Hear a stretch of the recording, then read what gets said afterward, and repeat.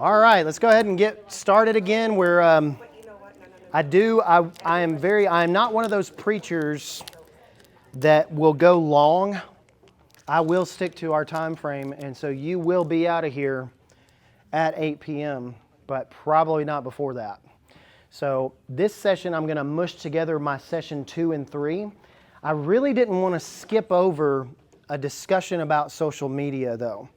And the question that I've got on the screen is a little bit leading, and it's a little bit intentional to get a specific response. But let me ask you this. When we talk about social media, and that is such a big, huge thing for our kids these days. And let's face it, it's a big, huge thing for us. Every person I know over 65 at Graymere, their entire social network is based upon, their entire internet is based upon Facebook. And so again, it's big for older people, it's big for younger people. Who can tell me the largest demographic on Facebook presently? What age range? I'll give you multiple. What'd you say? 35 to 45 is what you said? Okay. 50 to 70? Okay. 40 to 55. 40 to 55, okay.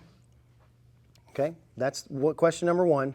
Question number 2, how many teenagers, ages, let's just go ahead and say 14, 15, up through 24, so teenagers and young adults, what percentage do you say of those are on Facebook? Specifically Facebook, not any other social media, but Facebook. Give me a percentage, throw something out. 10, 20? 10%? Okay. So let's go back to the first question. The biggest demographic on Facebook is 45 to 55. Okay? Makes up over 50% of Facebook. And what you see here, and that was 2023 numbers, I don't know if they've changed, but 5 years ago, that number was 35 to 45. We just kind of keep moving on down that football field, you know what I mean? And does that make sense to you though? So the next question is going to surprise you.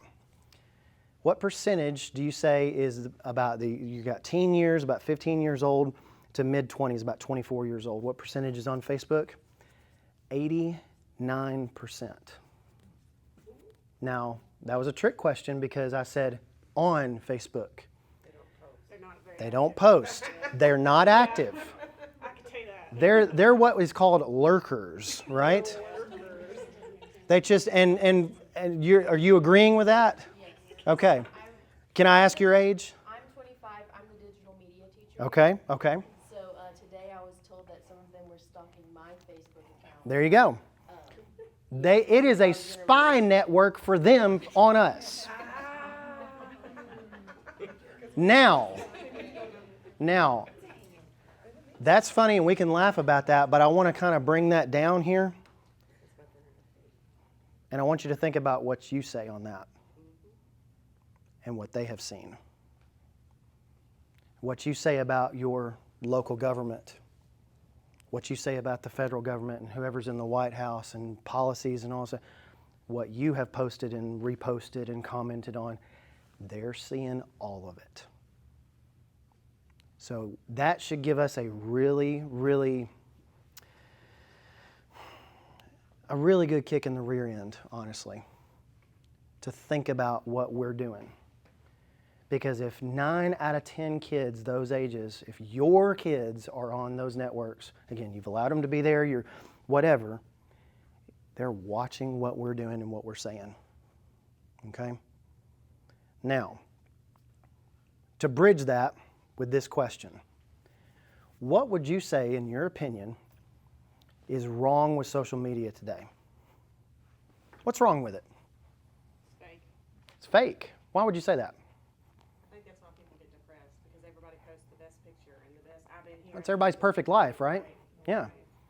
You get Can't live up to that standard. exactly. And there's a certain standard that we see, and well, I'm never going to live up to that, right? You think that affects teenagers too? Now, if you translate that to things like Instagram and TikTok, and they see these influencers who are, 17 years old who have 1 million followers, and all they do is do weird karaoke to weird dances or whatever, right? And they think, I would never be that popular. I would never be able to do that. There's a perfection and a standard for them as well, okay? What else? What do you say? What's wrong with it? It's fake. What else? Well, it's fake relationships too. Fake relationships. Real relationship, it's not real connection with people. Why is it not real connection? Why would you say that? In a lot of what, I think that's a huge question. Yeah. But one of them is there's not immediate feedback or consequence for your actions. Mm-hmm. For one. I run a Who you. needs 500 friends, right? What's that? Who needs 500 friends? Exactly. And they're called friends, and I couldn't tell you the names of 12 of them, much less 500 of them.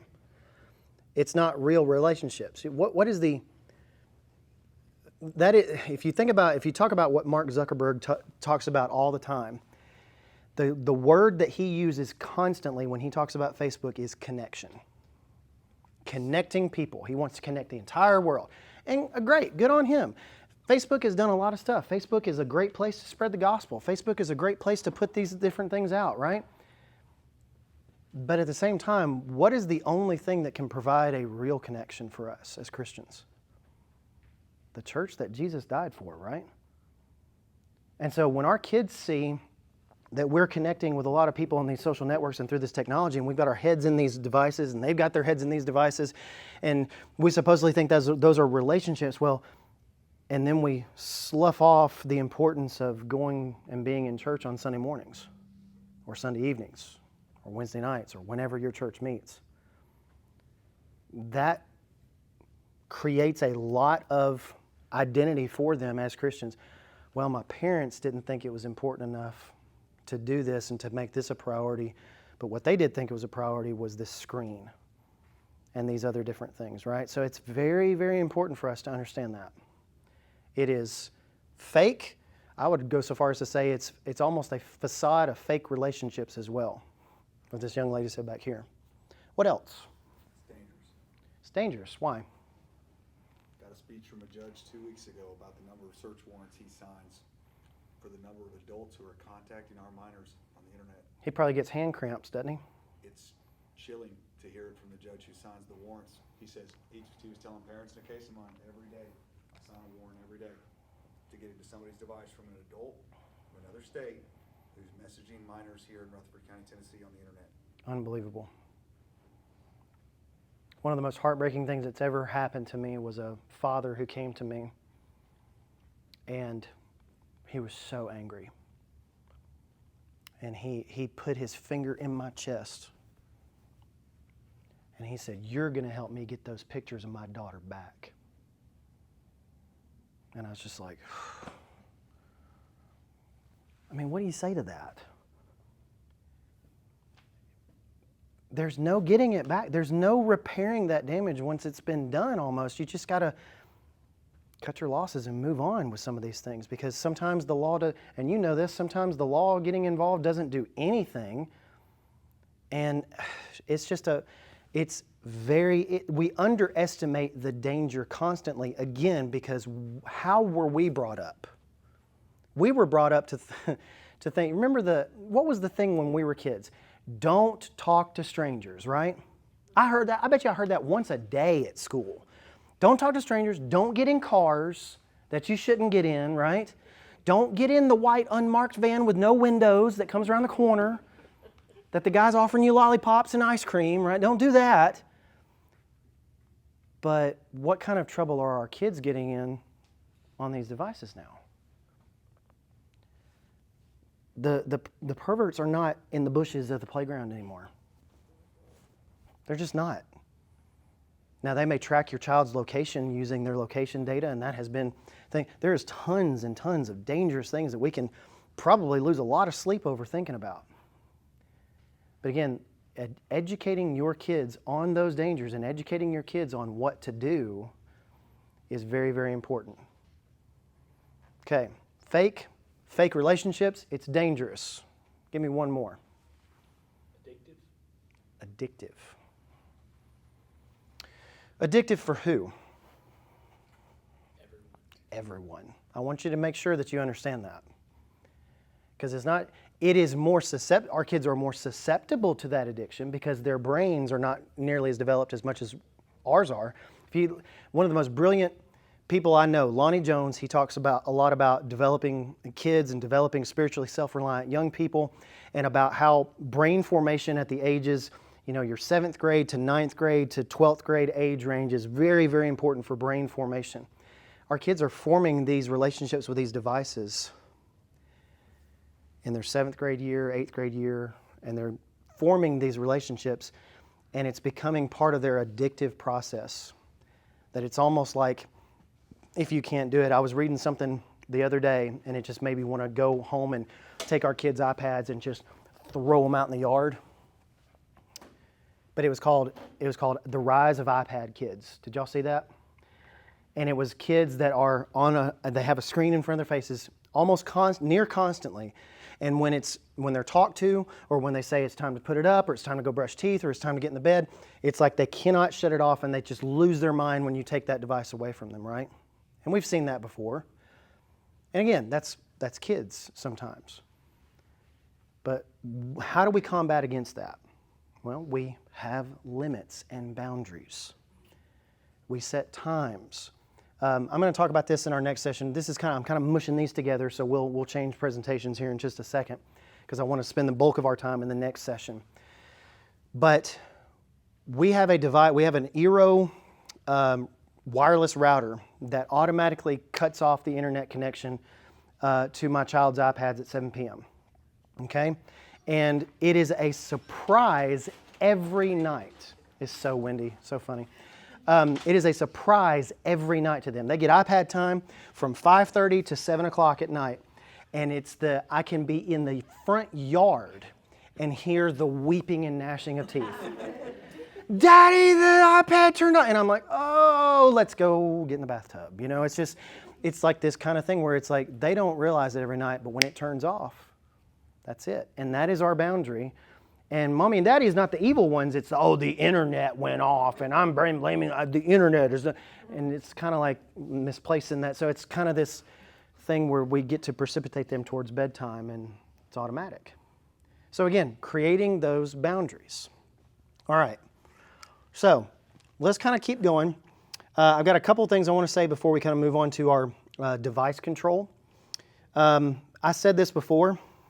Social media companies, they do not have your child's best interests at heart. They don't. In fact, I would go so far as to say what I said in the last session. They do not care. As long as they are in the black and they're making money for their shareholders and their stock price is going up, they don't care about your family. So don't let them fool you into thinking that they actually do. Okay? They don't have your child's best interest or your family's best interest at heart. So I'm going to pull up our next session and talk about a little bit about. By the way, I want to stop. Any comments, questions, anything that you want to add to that as we kind of move on? And I know we're kind of going a little fast tonight, but again, I want to make sure that you're out of here by 8. Anything to add to what we've said in our discussion tonight? Okay. So this is the practical session talking about device control in your home. And again, I point you to, if you haven't been to digitalparentingworkshop.com, make sure you check that. All of the presentations that I have used tonight, including the slides that you weren't able to see because of our time constraint, those are on the resources page there. Now, I take for granted that I am a super nerd, and that when I walk into a cell phone store, I know exactly what the phones are, the devices are. But some of you walk into a cell phone store and all you see is black rectangles, right? And you just say, well, that one works and that one has the same apps as this one, and that it must be just fine. Well, what we need to understand, and by the way, do I have anybody that works with Verizon or AT&T or works in the tech field? Okay, that's kind of good and bad at the same time, because sometimes I'll get well, actually, and it's like, okay, I stand corrected, it's fine. But what we have here is 3 different philosophies when it comes to the major platforms. And when we think about the major platforms here, you've got Apple, of course, you've got Google Android, and then you've got Amazon Kindle Fire devices. Kindle Fire devices are actually very popular, especially with smaller kids. And so Apple has a different philosophy than Android. When you're talking about technical, technical expertise and the ability of the phones and the security of the phones, they're right neck and neck. So there's really no way that you can go wrong choosing any of these things. Now, back when I started this 10 years ago, I actually had to suggest Android phones to people because Apple was not working with parental control companies and people that wanted to make parental control apps and stuff for their things. And they didn't have very good screen time protections yet. And so I was actually, for a time, suggesting Android phones. It broke my heart, okay? Being a diehard Apple guy, it broke my heart. But at the same time, any of these that you choose today, especially between Apple and Android, they're going to be okay. Just by show of hands, iPhone family or Android family? Let's go iPhone first. Who's iPhone? I'm going to say that's the majority. The numbers in basically every other country in the world are flip-flopped. You'll have 80% Android and 20% iPhone. Whereas in America, it's 80% iPhone, 20% Android. So especially in our part of the country, you're going to have a lot of iPhones. Any Android users out there? Okay. And so the only thing I can say with that is, and everything that I'm going to mention is going to be pretty much universal across Android and iOS, especially the third-party apps that we're going to mention. But when we think about this, Apple has their own security philosophy and Google has their own security philosophy. And you need to be aware of those different types of mindsets. The only thing I can recommend to you is that you be on the same platform of device, you and your family. So if you've got if work makes you have an Android phone, and if you're getting to the age where you're going to buy your kids a phone, then it might be a good idea to keep you on the same platform. And when you're talking about Android, stay on the same brand. Because if you have a Samsung phone, you don't want to get them a Huawei phone or an LG phone or something like that, because those vary from manufacturer to manufacturer. So try to stay on the same brand. That is not a problem with Apple, because basically any kind of Apple device made in the last 3 or 4 or 5 years is probably going to be able to run the most up-to-date version of the operating system, okay? So with Apple, if you buy an iPhone 13 or an iPhone 15, it's going to run the same operating system, which is always good. So my recommendation there is to make sure that you are on the same kind of platform if you can be, okay? Does anybody run a mixed platform in your family, okay? Does it get confusing sometimes? You don't like it? And My husband's the iPhone and I'm preferably the Android, and so yeah, he's the one who's filtering everything, which is not working well. okay. And so, and if you get on the same page, that could get easier. I'm gonna have to bite the bullet. Yeah, and it's one of those kinds of things where it's almost for the sake of your family to get on the same platform. It's almost something that you got to do. So let this be your encouragement. Yeah.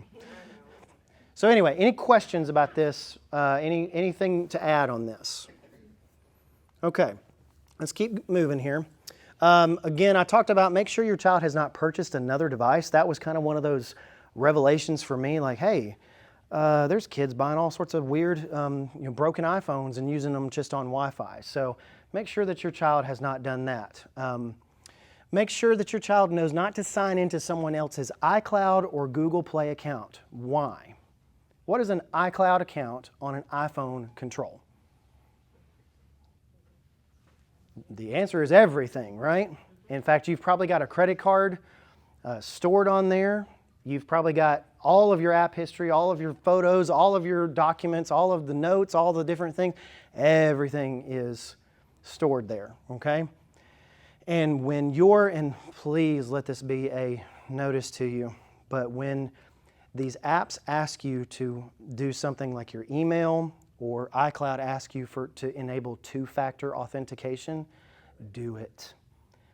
A lady last week was taken for $2,400 just because she gave out the wrong information to somebody.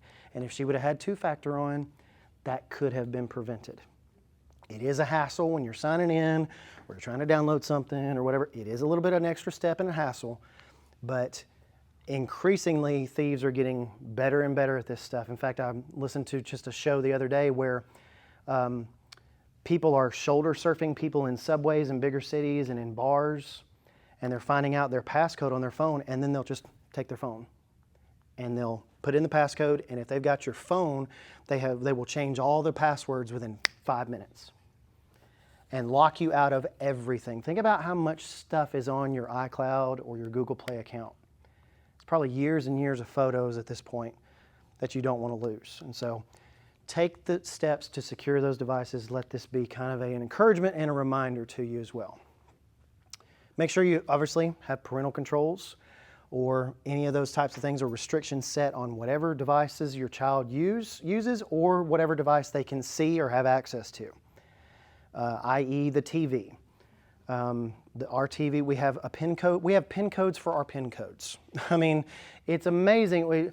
My wife will have to change the PIN code because my 12-year-old will figure it out within 2 or 3, 4 days, and she will have to text me the new PIN code, and I'll be sitting there going, what's the PIN code today? And it's like, it's just, that's how it is, though, if we want to keep our children safe. Okay? Questions, comments? If you're not commenting or not having questions, that means I'm covering everything very, very well. And I know that's not the case. So let's talk about what I've kind of called the 3 walls of protection and the 3 walls of security. Wall number 2, wall number 3 here. What you've got here is wall number 1. This is a filter on your software, or it's a physical Wi-Fi device.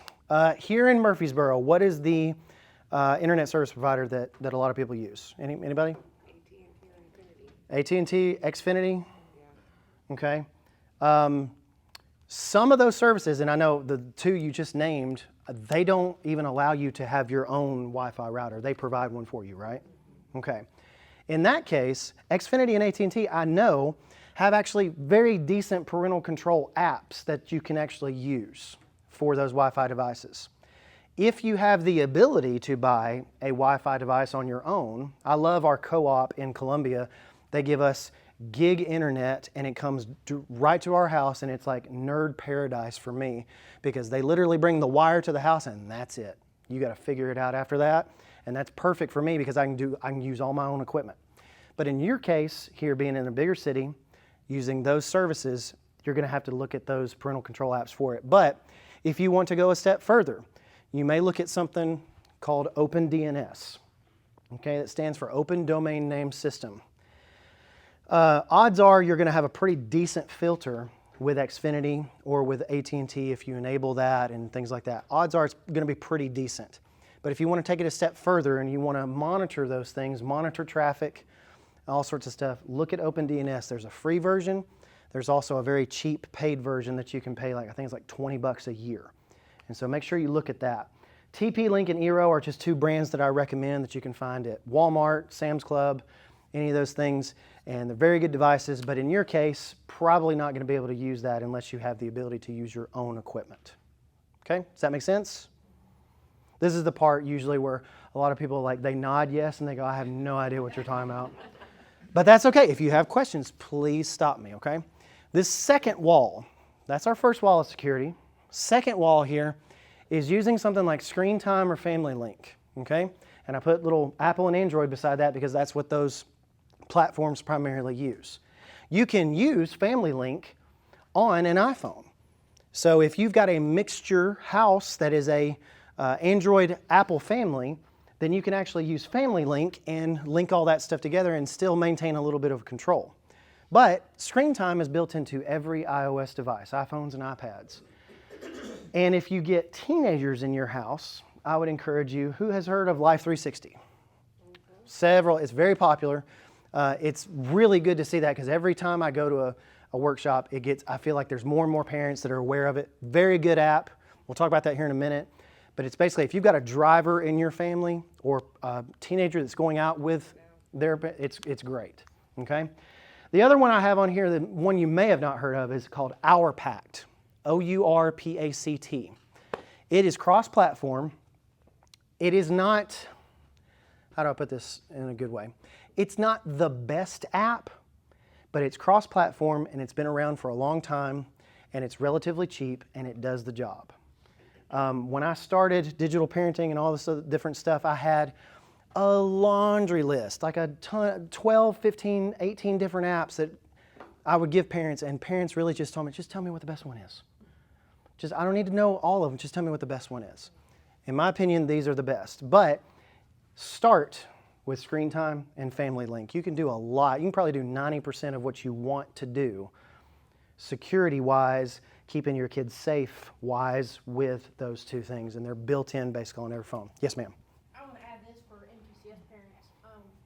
We have parents that feel like they would like their student devices that we hand out to have a little bit more parental control, and so you can also use that on our school devices.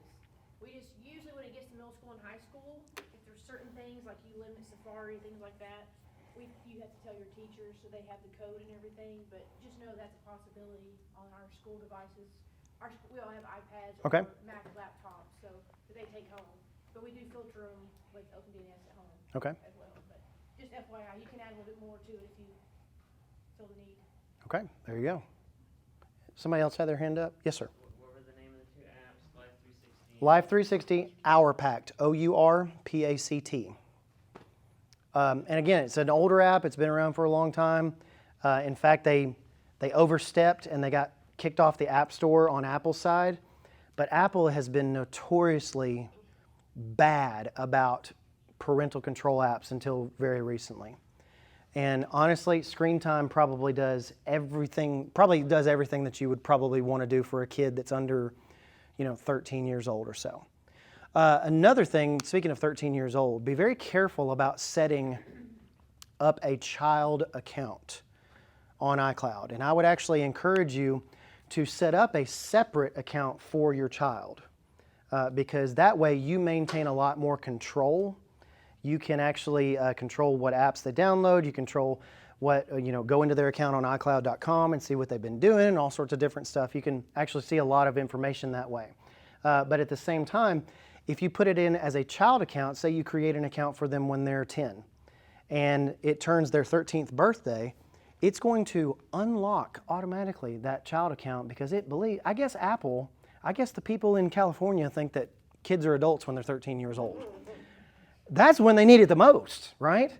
And so again, when you make a child account, you can go back, if you have done that, you can go back and re-secure that, but just be aware of that because I think a parent had that happen to them at Graymere, and for the longest time I couldn't figure out what they had done, and they had created a child account that just automatically unlocked itself at 13. And it's like, some of the stuff these California tech companies do is mind-boggling. Okay, any questions, comments about any of this? That third wall is what I call the needle in the haystack phase. It is the going app by app, whatever, and I'm going to use two examples here, Netflix and YouTube, but it's going app by app. If you allow your kids to use that app, guess what? You better be on it. You better understand how it works. You better know who they follow. And in the case of Netflix and YouTube, you better know what they're watching, all sorts of stuff. So again, it's one of those things you've got to go setting by setting, and you got to figure out all those different things, okay? If they access it like through the URL, like youtube.com versus the app. And so the beauty of that is where these walls come into play. And if you have these on, Those walls, you would have to be on Wi-Fi, correct? I mean, that's, okay. with something like OpenDNS, it's going to change how the device connects to the internet, period. Okay. Over 5G, 4G, over Wi-Fi, does not matter where they are, it's going to do that. You have to change that on the device. It's not very hard, it's just changing a couple of numbers around in some internet settings, but they will have protection no matter where they are. So if they try to get smart and say, well, send me that link of that video, that music video that I want to watch and everything like that, and they try to watch it, and you have deemed in your settings on OpenDNS that you don't want them watching that kind of stuff. In fact, you can block entire domains. You can say, youtube.com, no, you can't have it. You can do that, and they will be protected. They will not be able to access that on that device anywhere. But you are correct to say, and you brought up a really good point. If you install something like OpenDNS or parental control settings on your router at home, that is only going to protect whoever is connected to that router at home. It does make sense, but so it's almost like you have to do like a map in your mind of all these different things and kind of sketch this out to make sure that you've got it correct. And that's why I suggest something like OpenDNS or something like an Hour Pact, is because you can control those things and it works anywhere they are. So if they're at the football game, or if they're at the school dance, or whatever they're doing, I didn't mean to say that.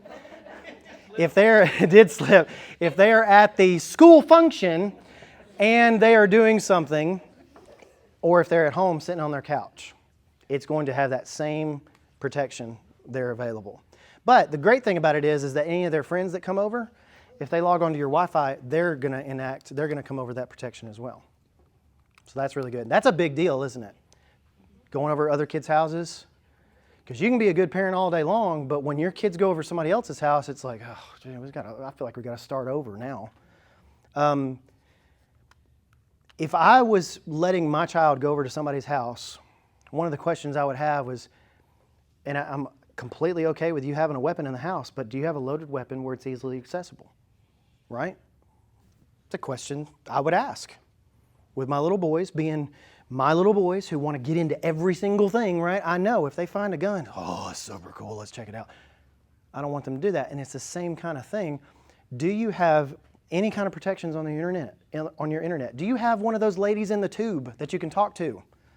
Right? Because that can get you into a lot of trouble as well. And I don't want to say it because the recording, and then it sets off everything and everybody's watching the recording and then it's a whole big thing, right? And so I just say lady in the tube, right? Or if you have stuff like that, I mean, those are questions that you need to ask. What kind of device protections do you have in your home? So anyway, questions, comments on this? Yes, sir. You mentioned YouTube added like a pause search history. Have you, in knowing like the monitoring availabilities to kind of limit child interaction on YouTube and other internet devices, have you found anything that can really efficiently monitor YouTube viewing, or is it pretty much? Not in the app. Now, if you don't let them download the app, which if you have parental control set through screen time, that's one of the automatic defaults, is that they cannot download anything without you approving it first. So if they can't download the app, then they're forced out to Safari to watch it. And it will go then through these filters, which is great. But if it is on the app, it only comes under the management of screen time. And screen time may or may not flag that. YouTube is pretty terrible about flagging their videos as violent or inappropriate or having sexual content. Yeah, there is sexual content on YouTube that you can find. And so it's one of those things where you've got to be wary of that. YouTube is probably I love YouTube too. But YouTube is probably one of the biggest tailspins that your child can get into, especially if you have autoplay enabled and they just sit there for hours and hours just watching every single. Who knows what the algorithm is going to pick for them again? Okay? So make sure you have autoplay turned off. Make sure that you force them to the browser. Anytime our kids want to watch YouTube, they have to watch it on our giant TV where everybody can see it. And our rule is what is it with kids wanting to watch other kids play video games? Don't you want to go play the game instead of watching somebody else play? Like that, but they love to watch. I was like, I want to watch this before I play it. And I'm like, but why though? Like, anyway, so they want to watch it, but it's like one of these things like we have flagged accounts or subscribed to accounts only that we know that don't have bad language, that, we know the content and things like that. But even then, you get into creators on YouTube that are constantly saying, oh my God. And it's like, oh, that's one of those like pet peeves for me, is like, oh, I do not want that to come out of my kids' mouths, because what they hear, they're gonna go and do. So it's one of those, what do they call it, catch-22s? YouTube is great, but also YouTube is terrible at the same time. And we just have to make sure that we're constantly managing it, okay? Questions, comments? Yes, ma'am. So you said at your home you use the OpenDNS? I actually use Eero because that's built into my router and it's a little bit easier to control. At Graymere, we use OpenDNS. We use a highly sophisticated version of OpenDNS that we pay it's like 50 or 60 bucks a month. And I have sat there and watched in our server room the traffic that comes through, the people that request websites and stuff, the traffic that comes through our filters during worship. You know what I'm talking about. I just looked at ours today, and I was just telling Chazrin, like, just in one day, we'll have over 1.5 million hits with 26,000 sites being blocked, and just, it's mind-blowing, and that's just in a day. We don't have that many, but it's amazing to see what people's search queries are during worship services. I'm like, guys, the preacher's up there right now. What are you doing? Like, it just makes me want to. And we don't know we don't know who those devices belong to. We can just see an IP address and basically what they're accessing. But it wouldn't take a lot for us to try to track that down. And so it's kind of interesting to see some of that stuff. So you want some level of some type of security in your home, even if that's something basic like the Xfinity or AT&T service that they offer. They're going to offer that as well. Any questions? Yes, ma'am. One more follow-up question about YouTube. So all TVs, like smart TVs, you have apps for everything now. So we got the YouTube app. So is that something you would probably just do away with then? Okay. But the problem with smart TVs is that sometimes you can't really delete them. It's like already. You can hide them, but you can't really delete them. Okay. My philosophy, and this is just my personal philosophy, you can take it as you want it, I don't use any kind of smart TV functions. I always have a separate box, like a Roku or an Apple TV, attached to that TV, because these TVs, this big Samsung TV right here, it's great, and I'm sure it's got plenty of smart functions on it and stuff, but I bought us a brand new LG TV for Christmas, and it's really great and everything. It will never connect to the internet, the TV itself, because those companies have proved over and over again. In fact, I just saw something today writing here that I think it was Samsung that got accused of turning on the microphones inside their TVs and listening into conversations in people's living rooms. And it's like, now granted, we've had devices in our pockets and devices like ladies in the tubes that listen to everything that we say anyway, right? So it's like neither here nor there, but at the same time, these have far less regulation and control over them, and the companies that make them are not the big tech companies necessarily. I know Samsung's a very big company, but you got some of these smaller brands, Sanyo, TCL, that have some of these TVs. I would take them off the internet. Don't allow them to connect to Wi-Fi. Don't plug in a LAN cable, and get you a box that's an Apple TV or a Roku or something like that is going to be much better. It's going to be a much better experience, and it's going to be better and more secure as well. So again, that's like one more thing for you to worry about and have to do, right? I'm so sorry, but that's kind of been my philosophy as a tech nerd, is to never have anything. I can have stuff connected to my TV that's connected to the internet, but I don't want my actual TV connecting to the internet, because these companies have proven over and over again that they're not responsible with our data.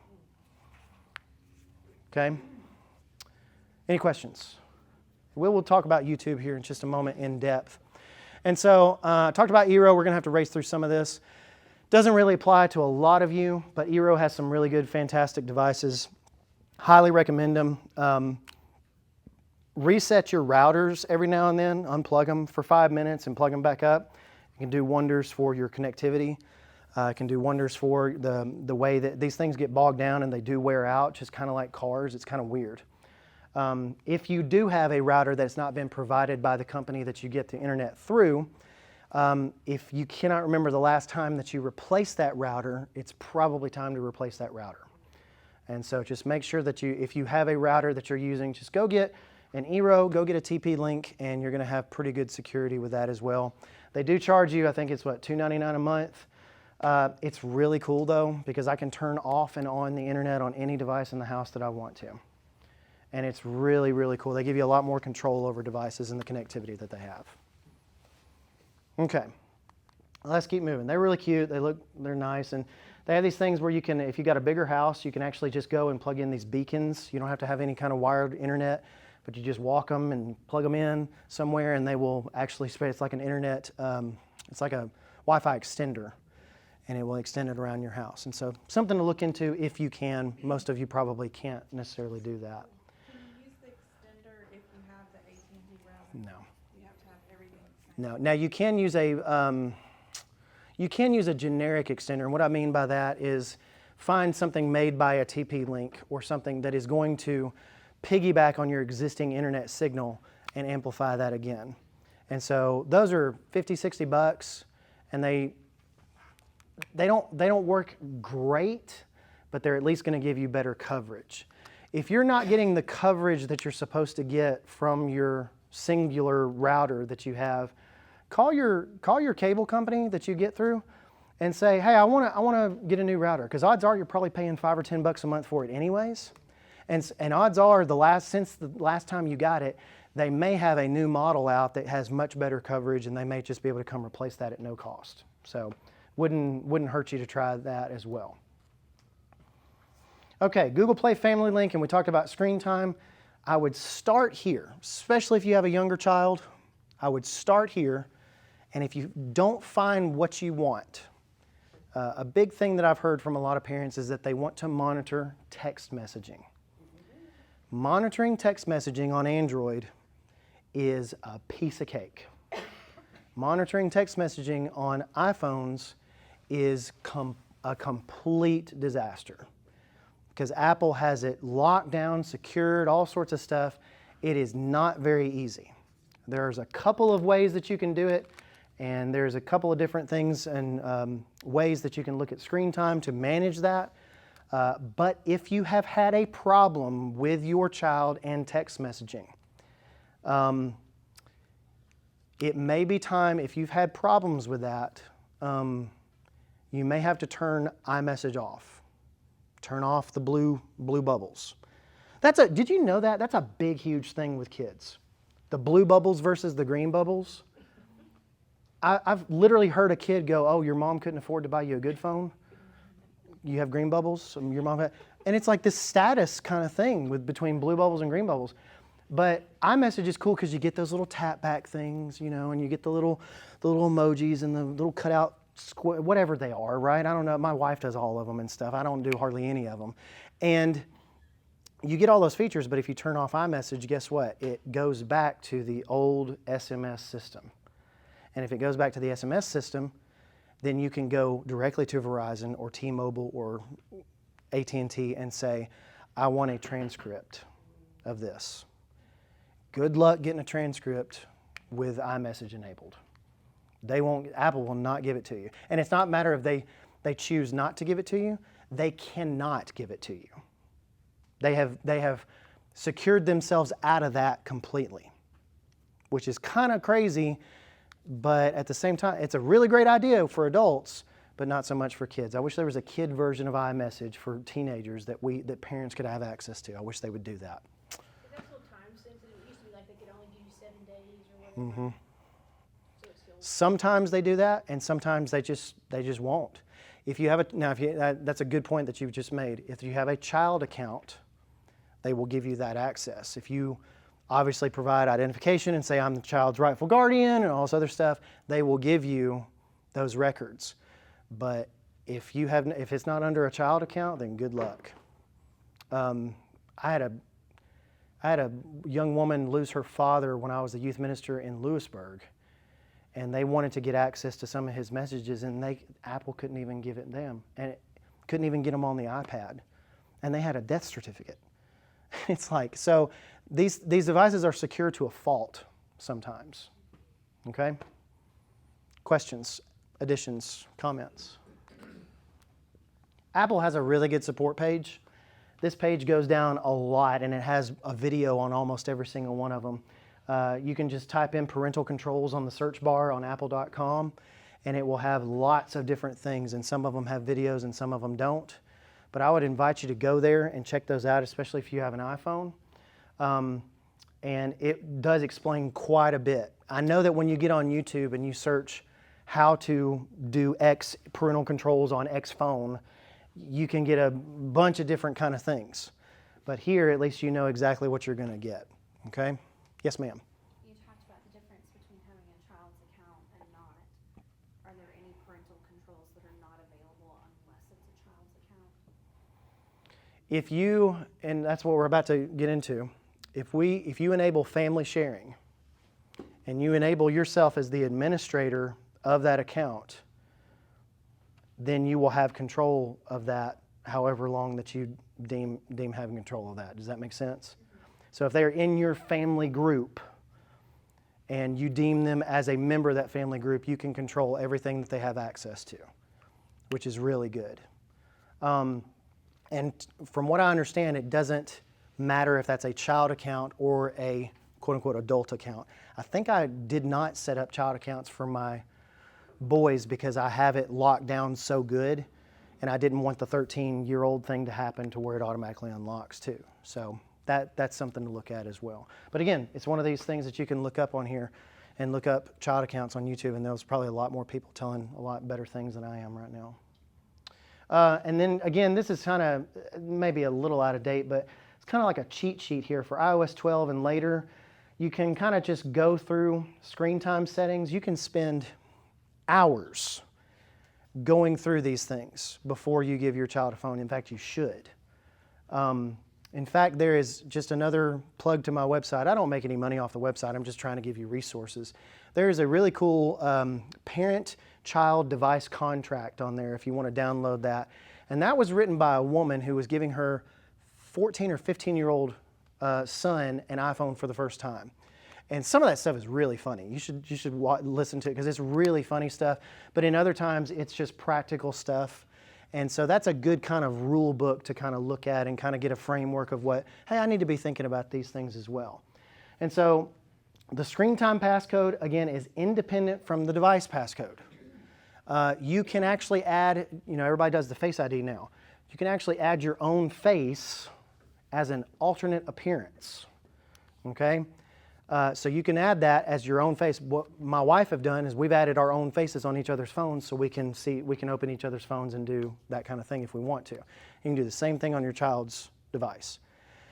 You do not want to be in a situation where your child has been able to change the device's passcode and they won't tell you about it. I had a mother come to me.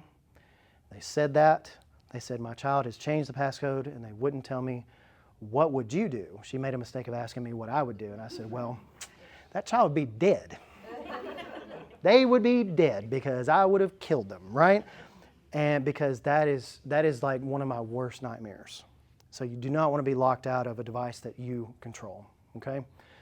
Set an alternate appearance, and then just go here. I put audit because that's one of those fancy words for just investigate. Look at it, go through it. Privacy settings. There's a lot of apps that ask for location.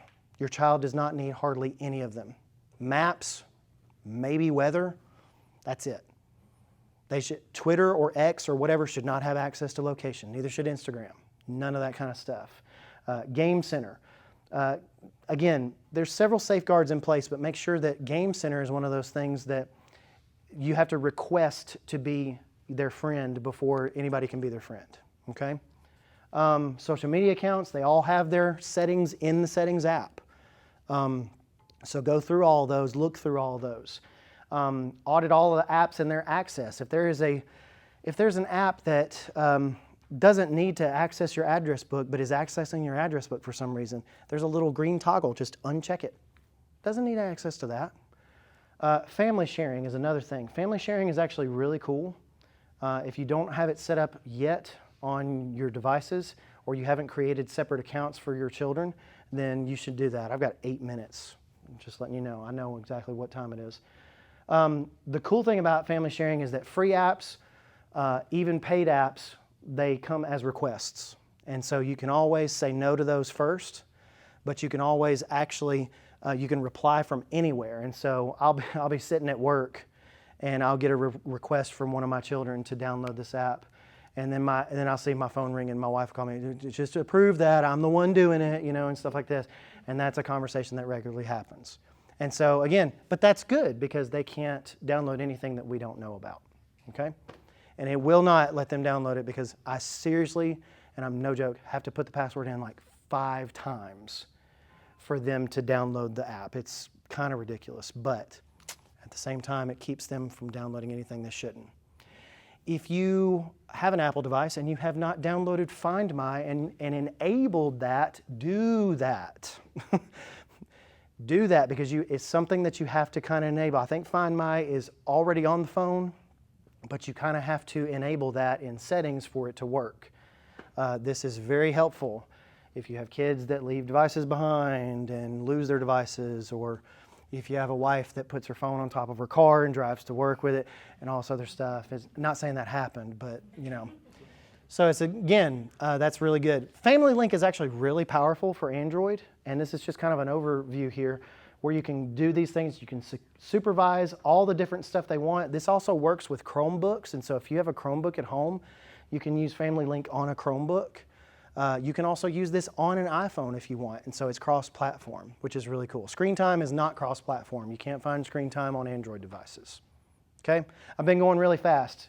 What else? What questions do you have? Comments? Okay, let's keep going. We're going to be done. Life 360 is really great. I call it Find My iPhone on steroids because it is. You can actually, if you've used it any, you can actually see how fast your child is going in a car, which is really cool. You can give them all sorts of, there's location history. If there's a crime here in Murfreesboro or in Nashville, or if they're at a show, or if they're at a sporting event or whatever, and there's a crime nearby, it's going to send you a notification. It's going to send them a notification. A lot of kids think they're real smart and they try to get around this, but Life 360 is really smart. Their engineers are a little bit smarter, and they try to turn off their phone. Well, my phone lost battery. Well, it will send you a notification that will say, your phone's battery was at 86% when it was shut off. And you can go, oh, that's funny because your phone was like almost full when you did that. And so again, it's kind of one of those, I kind of caught you red-handed, so don't even try to get around it kind of things. So it's really good. Again, you can be nickel and dime to death with these subscriptions. I get that. These are subscriptions. If you find this valuable for you and it works for you, $4, $5, $6 a month, the cost of a Starbucks, to pay that and know that my child is a little bit more secure, that's nothing. That's the easiest $5 I'll spend all month. Okay? Life360.com. Of course, Our Pact is one that's really good. You can monitor child's phone. This is actually good for maybe preteens. And you can schedule screen time. It does a lot of the stuff that Screen Time and Family Link already does. It kind of duplicates some of these things. But you do get some text message monitoring with Our Pact, both on iOS and on Android. And so that's really, really cool. Not a lot of apps can say that they do that well, but Our Pact does it pretty decently well. Okay, a couple of these. We're going to skip through this. Does anybody want to know about Amazon Kids Plus? Anybody have little kids? Okay. It's really cool. If you've got kids that are younger than 12, those devices are very cheap. And it actually sets up a whole different screen and interface for your kids. It's actually really neat. I wish iPads did that. I wish iPads had a kid mode. But these are really cool. And then they can graduate up to something like an iPhone or an iPad after that. Let's talk about YouTube and Netflix here real quick. If you go to netflix.com/account, this is where you have to change some of this stuff. Netflix actually does a pretty decent job with their parental controls. And so if you check out this stuff, you can go down to and figure out the parental controls. You can set maturity ratings here. You can restrict titles, okay?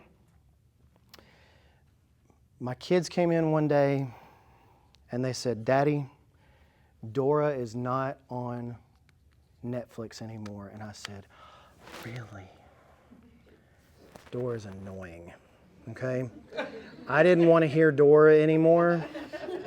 And I can neither confirm nor deny that I put them under restricted titles. I was testing this out, but it actually does work. Now that's funny, but in 2020 or 2021, there was a little show called 13 Reasons Why. I wouldn't have wanted my 13-year-old to see that the first thing they popped on Netflix, right? And so I could go on there and restrict that title and say, I don't want them to see that at all.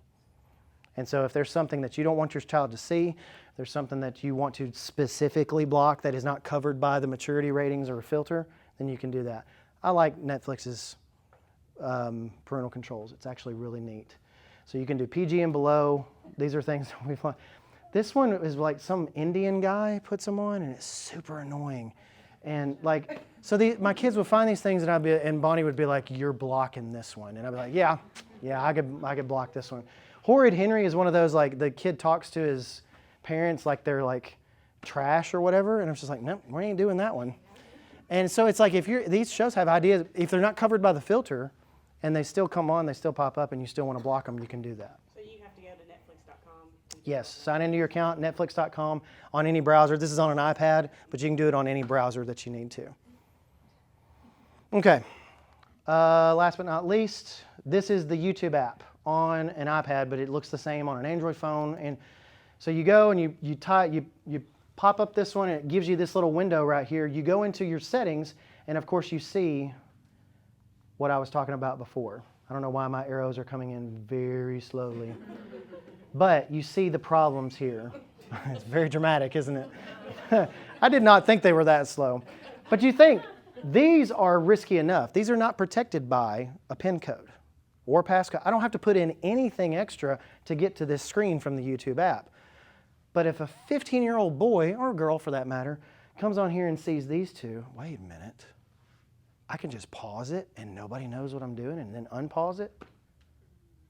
It doesn't look suspicious when you get on there and you see 2 or 3, 5 months of history and all the apps or videos that they've watched. But it does look suspicious when you get on there and it says no videos on their history, right? So again, that's the main reason why I can't recommend that. I have emailed Google and YouTube so many times. Be like, just put a PIN code in it. That would be sufficient. But they just won't do it. So I do not understand. YouTube is wonderful. YouTube is also kind of terrible sometimes. All right. That is one of those, this is one of our, question. That is one of the things that I wanted us to make sure that we got to at the end here. YouTube Kids is sometimes not what you expect. I know there was that big flare-up a couple of years ago where it was showing some weird, scary imagery and stuff like that. That was mostly sensationalized. But at the same time, the algorithm can get you in a weird place in just about 3 or 4 or 5 videos. And so again, you need to make sure that autoplay is turned off. Our kids don't watch YouTube Kids. That's just a decision we've made. We have subscribed to specific people on YouTube that we know that are okay, or at least we think they're okay, and they can watch them on our big TV, and that's it. That's the rules in our house. And then the last thing that I want to say to you tonight, if you have trouble with any of the following things, get in touch with Verizon, AT&T, T-Mobile, whoever you have as a carrier. Get with their customer service on the phone. Do not go into a store.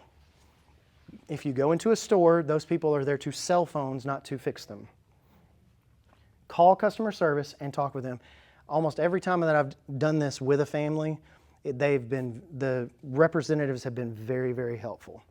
And so if you've got to do any of these things, you've got to block a number, you've got to shut off texting, you can do all this stuff if you're an administrator on the account.